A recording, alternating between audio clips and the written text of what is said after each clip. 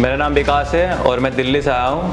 आज मेरा Asia telecom में पहला दिन था, जिसमें कि हमने 14 घंटे क्लास करी, सुबह 7 बजे से लेके 9 साढ़े 9 बजे तक की, जिसमें कि हमारे 3 घंटे वो हैंड स्किल पे काम हुआ है। आज तक ना हमने माइक्रोस्कोप में काम किया था, ना रिवॉल्विंग करी थी।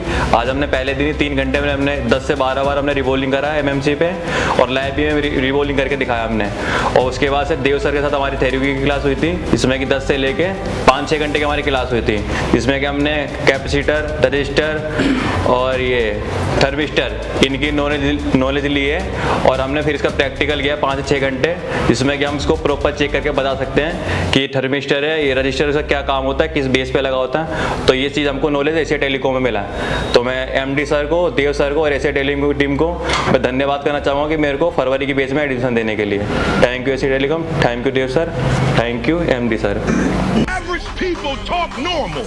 Average people talk problems. The great talk solutions.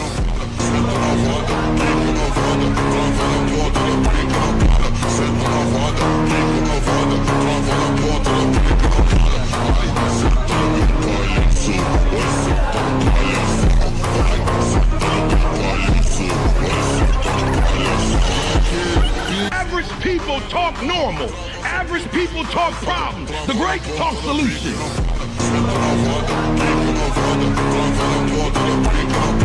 Set